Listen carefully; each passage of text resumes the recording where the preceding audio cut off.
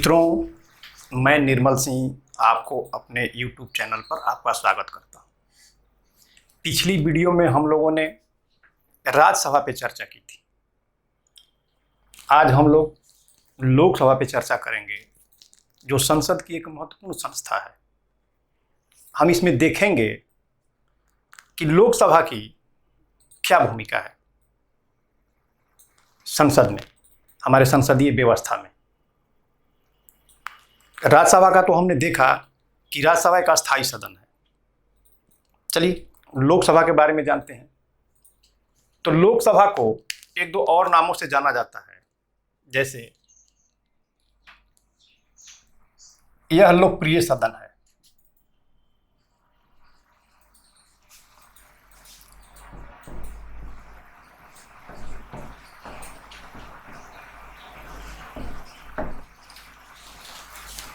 कहने का अर्थ यह है कि इसमें जनता के चुने हुए प्रतिनिधि शामिल होते हैं, इसीलिए इसको लोकप्रिय सदन बोला जाता है। अब हम चर्चा करेंगे कि इस लोकसभा का गठन कैसे होता है। राज्यसभा की तरह कहां कहां से इसमें सदस्य चुन के आते हैं। तो दो तीन चीजें ध्यान देने की आवश्यकता है।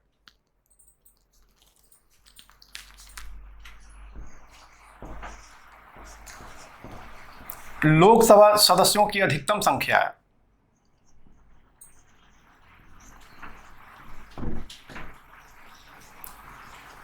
552 होती है। यहां से क्वेश्चन आता है कि लोकसभा के सदस्यों की अधिकतम संख्या कितनी होती है। एक दूसरा क्वेश्चन है कि लोकसभा के सदस्यों की वर्तमान संख्या कितनी है। चलिए थोड़ा छोटा में लिखने का प्रयास करते हैं। वर्तमान संख्या यह 545। तब हम राज्यसभा की तरह देखेंगे कि ये 552 सदस्य कहां से चुन के आते हैं। इस पे चर्चा करते हैं। तो चलिए देखते हैं।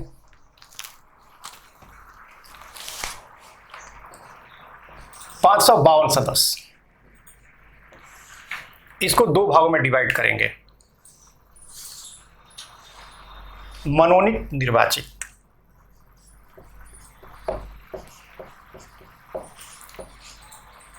मनोनीत, निर्वाचित।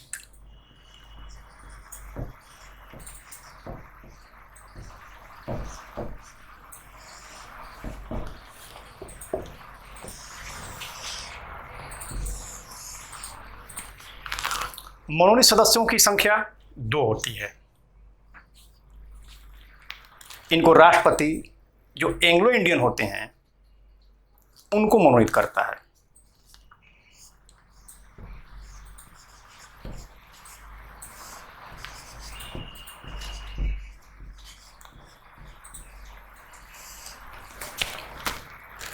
ताकि सदन में इनका प्रतिनिधित्व बना रहे। अब निर्वाचित देखेंगे। निर्वाचित कितने होते हैं? तो निर्वाचित होते हैं 550।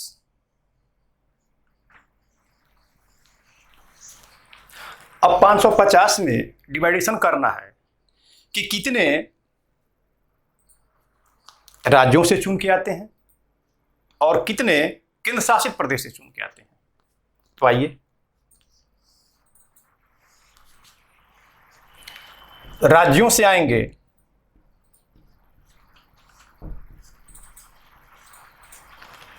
530 और केंद्र शासित प्रदेश से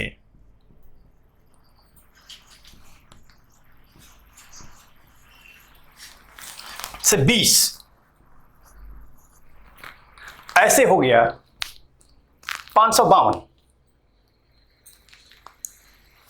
अब आप कहेंगे कि हमने लोकसभा के वर्तमान सदस्यों की संख्या 45 कही है, तो ये कैसे हो गया? तो अगर 20 की जगह हम 13 कर दें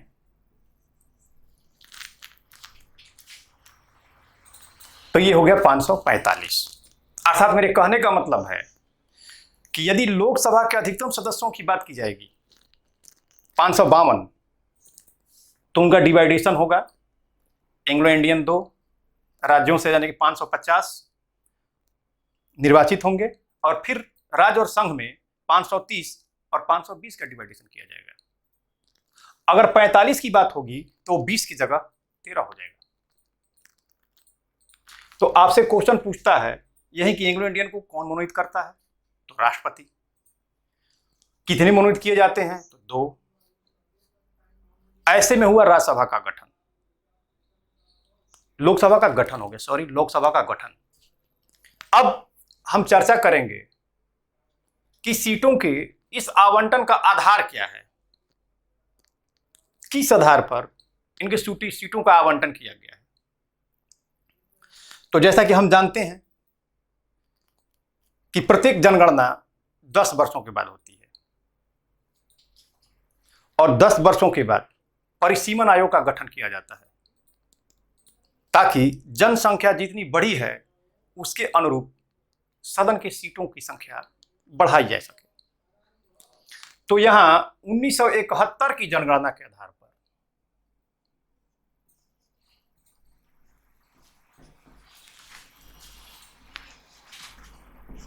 1971 के जनगणना के आधार पर सीटों का आवंटन किया गया। अर्थात मेरे कहने का मतलब है कि जो वर्तमान सीटें हैं उनकी गणना का आधार 1971 की जनगणना है। अब आगे 2001 में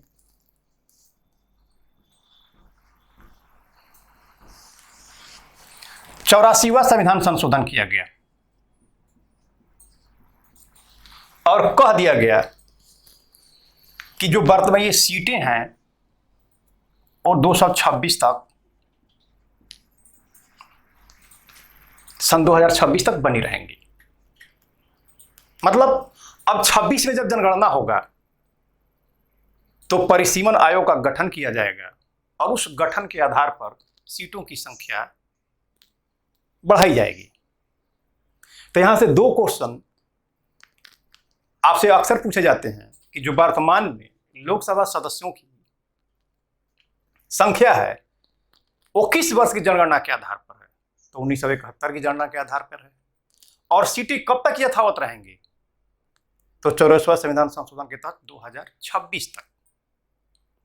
मित्रों, ये हो गया लोकसभा का गठन।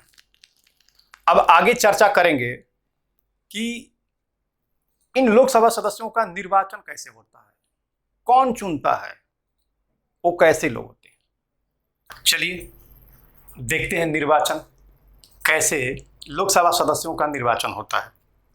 आइए,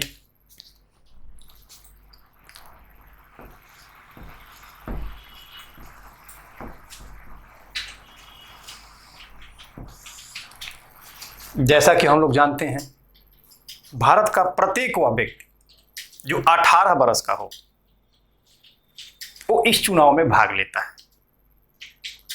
मतलब लोकसभा सदस्यों को चुनता है, जैसे हम और आप अपने अपने क्षेत्र के सांसद को चुनते हैं। तो क्या अब यह मतदाता कौन होगा, तो 18 वर्ष का वयस्क व्यक्ति।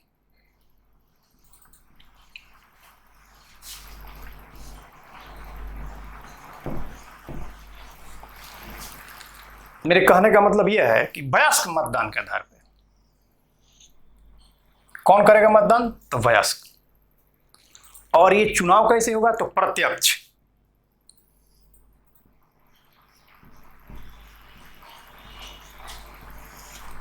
प्रत्यक्ष चुनाव इसलिए होगा क्योंकि जनता स्वयं प्रत्यक्ष रूप से इस चुनाव में भागीदारी करती है और अपने प्रतिनिधियों का चुनाव करती है।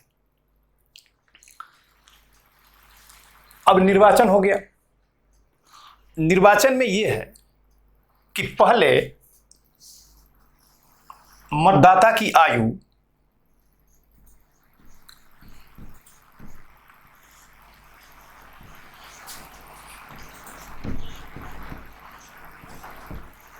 21 वर्ष थी।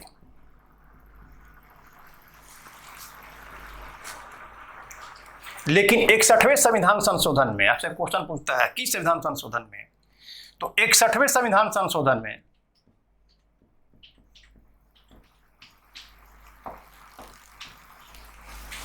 ये आयु घटा करके 18 वर्ष कर दी गई।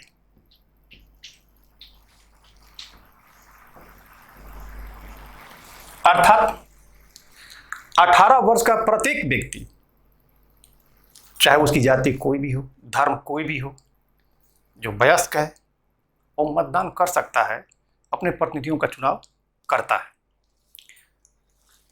तो ये हो गया निर्वाचन। आगे देखते हैं योग्यता क्या होती है, इन सदस्यों के चुने जाने की योग्यता क्या होती है। आइए, योग्यता।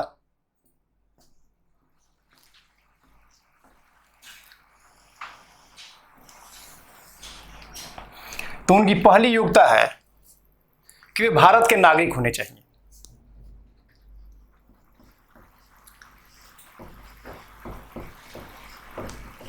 भारत के नागरिक हों। दूसरी योग्यता, उनकी आयु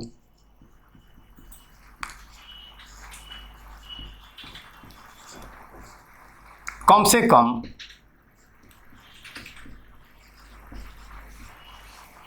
25 वर्ष होनी चाहिए। तीसरी योग्यता, वे पागल और दिवालिया ना हो।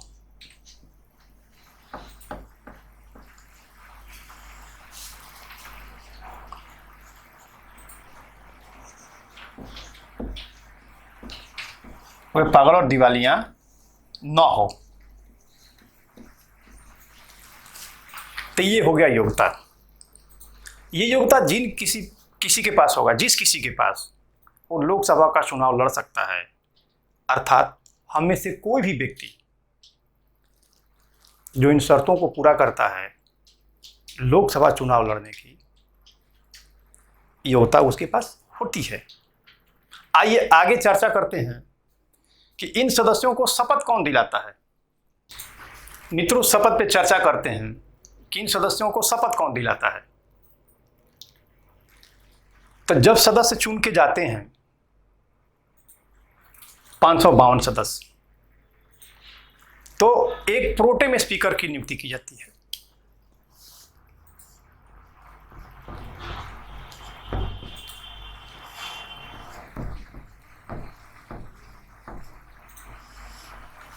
जो इन सदस्यों को शपथ दिलाता है, या इसको ऐसे भी कहा जा सकता है कि राष्ट्रपति द्वारा नियुक्त कोई व्यक्ति, तो वो व्यक्ति प्रोटेम स्पीकर ही होता है। आपसे क्वेश्चन पूछता है कि प्रोटेम स्पीकर किसे कहते हैं। तो प्रोटेम स्पीकर का यहाँ सेंस ये है कि ऐसा अध्यक्ष जो केवल सदस्यों को शपथ ग्रहण कराने के लिए नियुक्त किया जाता है। जैसे ही ये सदस्य शपथ ग्रहण कर लेते हैं, 552 सदस्य, वो अपने लिए एक अस्थायी अध्यक्ष का चुनाव करते हैं, जो लोकसभा की कार्यवाही को संचालित करता है। हम लोकसभा अध्यक्ष के बारे में चर्चा अगले वीडियो में करेंगे। यहाँ प्रसंगवश ये हमको चर्चा करना पड़ा ताकि आप बात को समझ जाएं। अब हमको देखना है कि इन सदस्यों का कार्यकाल क्या होता है।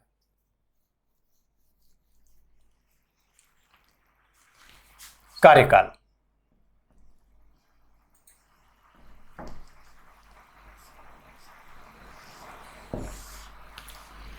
तो लोकसभा सदस्यों का कार्यकाल 5 वर्ष माना जाता है।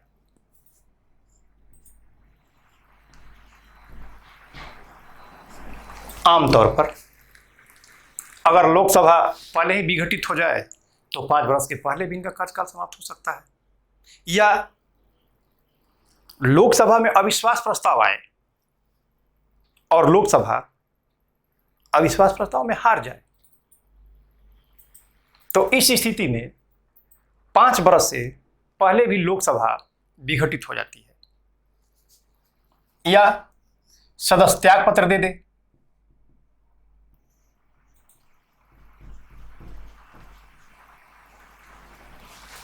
लोकसभा में विश्वास खो दे या लोकसभा भंग कर दिया जाए। तो थोड़ा अविश्वास प्रस्ताव पे चर्चा कर लेते हैं।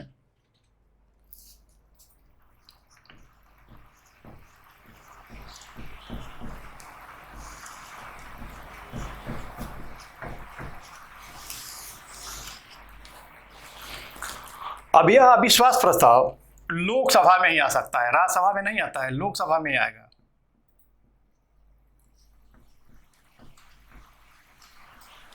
सदैव अविश्वास का प्रस्ताव लोकसभा में आएगा। आपसे क्वेश्चन पूछता है कि अविश्वास प्रस्ताव कहां रखा जाता है, तो लोकसभा में। अब अविश्वास प्रस्ताव लाने के लिए विपक्ष को कम से कम 50 सदस्य चाहिए लोकसभा के। अगर 50 सदस्य अविश्वास प्रस्ताव पर हस्ताक्षर कर देते हैं तो सदन में सरकार के विरुद्ध अविश्वास प्रस्ताव आ जाता है और अविश्वास प्रस्ताव लोकसभा अध्यक्ष को दिया जाता है। तब लोकसभा अध्यक्ष 10 दिन के अंदर अविश्वास प्रस्ताव पर सदन में चर्चा कराता है। अगर सरकार के विरुद्ध अविश्वास प्रस्ताव पारित हो जाता है तो सरकार गिर जाती है। तो मित्रों, यह हो गया कार्यकाल। ऐसे आमतौर पर कार्यकाल 5 वर्ष का होता है, लेकिन सदस्य अगर त्याग पत्र देना चाहे तो 5 वर्ष से पहले त्याग पत्र दे देता है, या सदन के विरुद्ध अविश्वास प्रस्ताव पारित हो जाए तो सदन 5 वर्ष से पहले ही विघटित हो जाएगी और नया चुनाव होगा। अब अगला जाने की टॉपिक ये है कि ये त्याग पत्र किसको देते हैं। लोकसभा सदस्यों को यदि त्याग पत्र देना हो, त्याग पत्र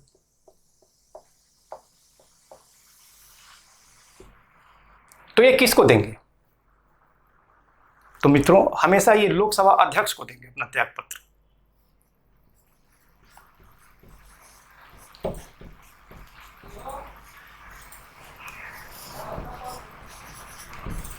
लोकसभा अध्यक्ष को देंगे। चलिए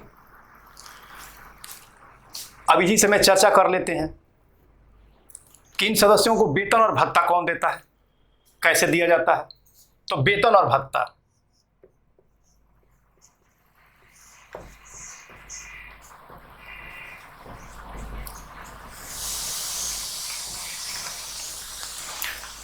तो लोकसभा सदस्यों का वेतन और भत्ता समय समय पर संसद द्वारा निर्धारित किया जाता है।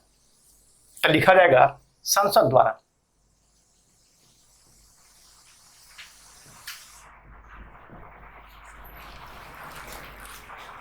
आगे मित्रों हम चर्चा करेंगे कि इस लोकसभा के कौन कौन से अधिकार हैं और कौन कौन से कार्य हैं, आखिर ये काम क्या करते हैं।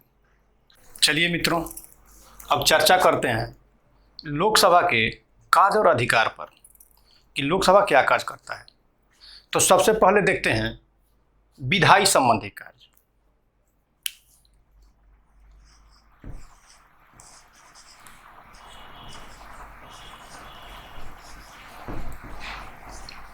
विधायी कार्य,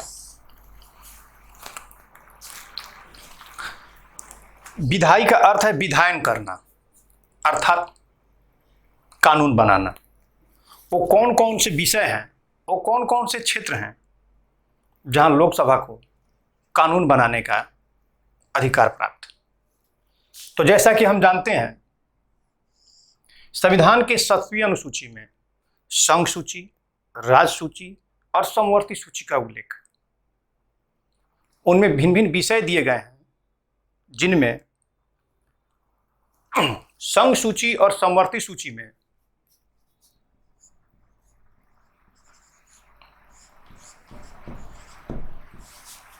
संघ एवं समवर्ती सूची में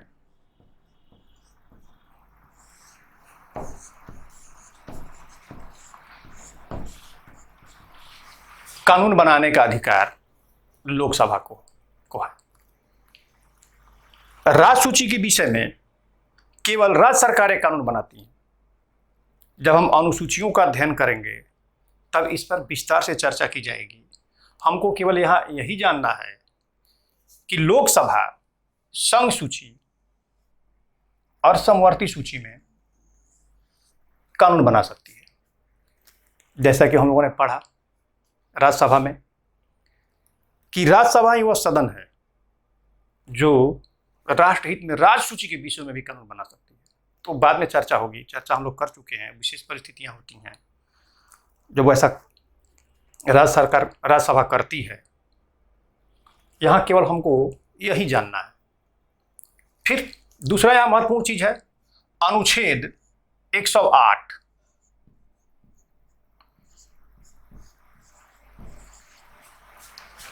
अनुच्छेद 108 कहता है कि यदि किसी कानून बनाने पर दोनों सदनों में, लोकसभा और राज्यसभा में मतभेद हो जाए, विवाद उत्पन्न हो जाए, तो राष्ट्रपति अनुच्छेद 108 के तहत संयुक्त बैठक बुला सकता है दोनों सदनों की।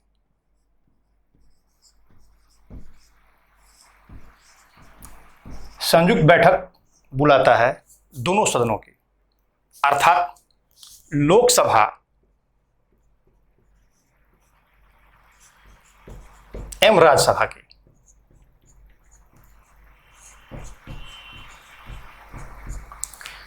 अब यहां सामान्य बहुमत से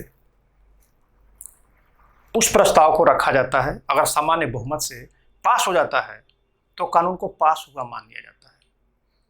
मित्रों, यहां समझने की बात है कि लोकसभा सदस्यों की संख्या 552 है और राज्यसभा सदस्यों की संख्या 250 है। अगर दोनों की संयुक्त बैठक बुला ली जाए और बहुमत से निर्णय लेने के लिए कह दिया जाए तो सामान्य सी बात है कि लोकसभा के सदस्यों की संख्या अधिक होने के कारण बहुमत मिल जाएगा और वो विधेयक पारित माना जाएगा। तो ये हो गए लोकसभा के विधायी कार्य। मतलब इसी क्षेत्र में वह काम करता है और कानून बनाता है। आगे चर्चा करेंगे लोकसभा के वित्तीय अधिकार। वित्त के क्षेत्र में क्या करता है ये?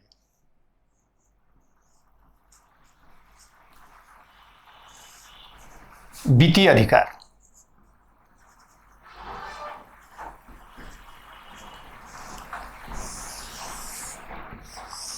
चलिए यहां समझते हैं कि लोकसभा वित्त के क्षेत्र में क्या काम करता है। तो पहला काम, धन विधेयक केवल लोकसभा में रखा जा सकता है।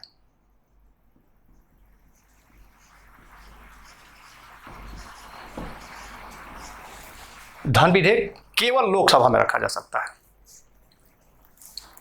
दूसरा, प्रत्येक वर्ष जो बजट रखा जाता है वो बजट लोकसभा में रखा जाएगा।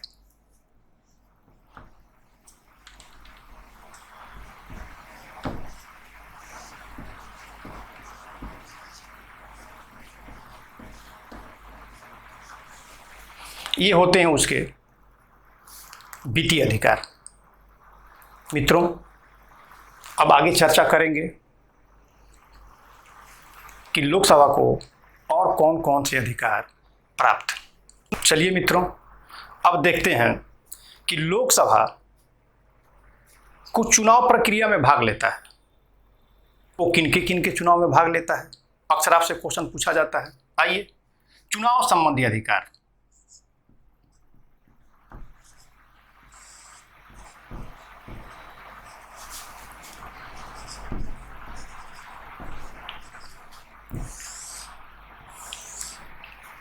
तो लोकसभा राष्ट्रपति,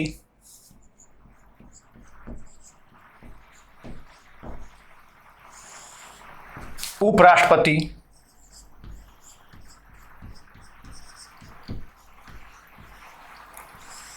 लोकसभा के अध्यक्ष,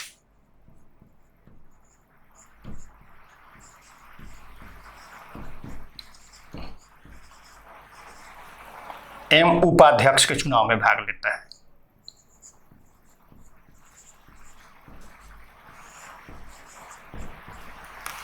तो आपसे क्वेश्चन पूछता है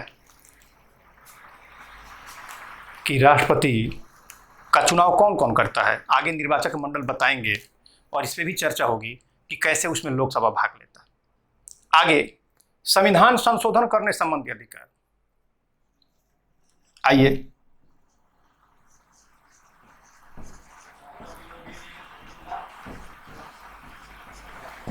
यहां चर्चा करेंगे। जैसा कि हम जानते हैं हमारी संसदीय व्यवस्था दो सदनीय है, एक लोकसभा और एक राज्यसभा। तो किसी भी संविधान में संशोधन करने के लिए दोनों सदनों द्वारा इसका पारित होना अनिवार्य होता है। अब संविधान संशोधन लोकसभा में भी रखा जा सकता है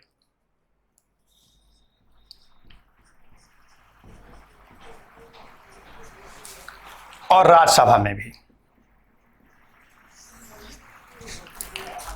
अगर लोकसभा में रखा जाता है तो यहां से पास होकर के यहां जाता है और ये सदन भी पास कर देता है, तो फिर अनुमति के लिए राष्ट्रपति के पास जाता है और राष्ट्रपति जैसे ही अनुमोदन कर देता है तो संविधान में संशोधन मान लिया जाता है। ठीक, यदि संविधान संशोधन का प्रस्ताव राज्यसभा से आए तो राज्यसभा में पारित होकर के लोकसभा में आता है और फिर लोकसभा से राष्ट्रपति के पास जाता है। मेरे कहने का मतलब है संशोधन की प्रक्रिया इन दोनों सदनों में से कहीं से भी शुरू की जा सकती है, अर्थात लोकसभा को संविधान में संशोधन करने का अधिकार प्राप्त है। अब ये लोकसभा मंत्रिमंडल पर नियंत्रण भी रखता है, नियंत्रण का कार्य करता है। कैसे भैया? नियंत्रण का कार्य करता है।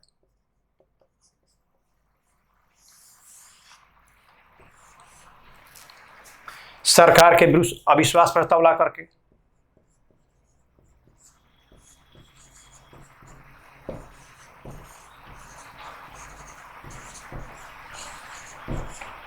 अविश्वास प्रस्ताव ला करके, मंत्रियों से प्रश्न पूछकर,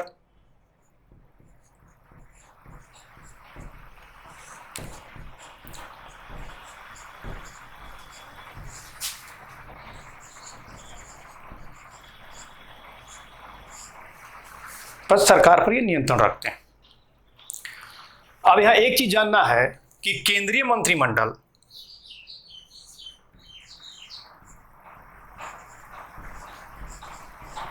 लोकसभा के प्रति उत्तरदायी होती है।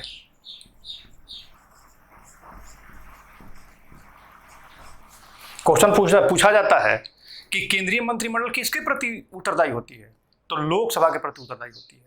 अर्थात यदि सरकार लोकसभा में अपना बहुमत खो देती है